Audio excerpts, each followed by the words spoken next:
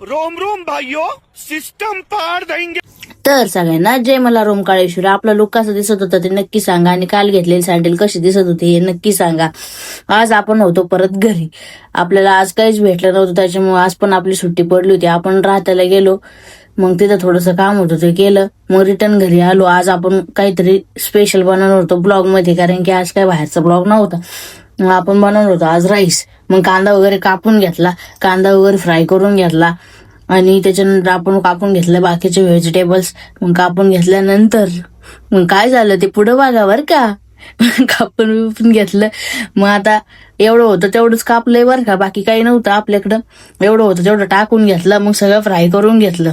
तर आता मला शेवटला तुम्ही नक्की सांगा की मी राईस कसा बनवला होता. Okay, weight.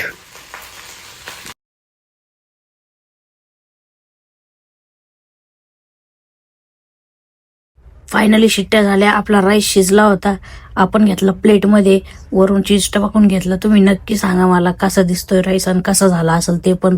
मग आपण नाक्यावरून बसलो, बाबाला धिंगाणा घालत होते. या दोघांची जोडी लय बेस्ट आहे. मग पुढे आपले आबम भाऊ आरणे आले होते, ते काय म्हणते त्यांचे 2 शब्द ऐका. मी सांगू इच्छितो, आज वार म्हणजे गुरुवार, साईबाबांचा वार, आणि तसेच आम्ही आज आलेलो भेटीला आमचे रुद्रा दादा त्यांच्या भेटीला आलेलो आहे. आणि तसं आमचे काम होते कोकणगावमध्ये, तर आम्हाला एक बॅग पाहिजे होती 1 साईड, त्यासाठी आम्ही आलेलो आहोत. सर्व पदांना पाया पडले. मग कसे वाटले 2 शब्द नक्की सांगा. हा मामा आणि भाऊसाहेब आपण आलो होतो पुन्हा घरी येऊन आपल्याला परत जायचं होतं गावात जाऊन अनिकेत भेटला. अनिकेतला म्हणलं चल तुला पाणीपुरी खाऊ घालतो. मग पाणीपुरी खायला गेलो. मग तिथून आलो आम्ही जनार्दन स्वामींच्या मंदिरात, कारण की आज इथं प्रदोष होता. इतकी गर्दी होती ना आज की गाडी लावायला सुद्धा जागा भेटत नव्हती आपल्या भावाला.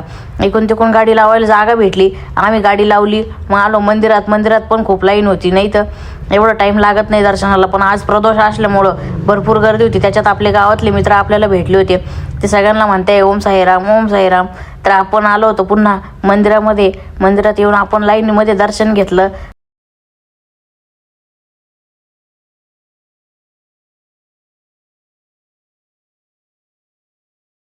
परत गेलो आपल्या भोलेबाबापाशी, काशी विश्वनाथचं मंदिर आहे तिथं.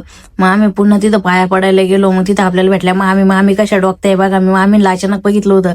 मग बाहेर आलो जेवायला, जेवण वगैरे केलं. खूप गर्दी होती इथं आहे ना.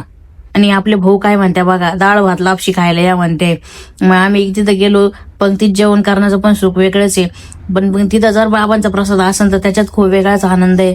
बाबांच्या प्रसादासाठी खूप लोक लांबून येते. मग आपले भाऊ आपल्याला वाढत होते. मग त्याच्यात हा भाऊ आला म्हणे दे रे पत्रवाडी दे. हा पण आपला गावातलाच भाऊ आहे. मग त्याच्यानंतर आम्ही जेवायला बसलो, जेवण वगैरे केलं. मग आम्ही पुन्हा आलो घरी. तुम्ही पण नक्की सांगा आम्हाला आमचा ब्लॉग कसा वाटला. भेटू पुढच्या ब्लॉगमध्ये. बाय.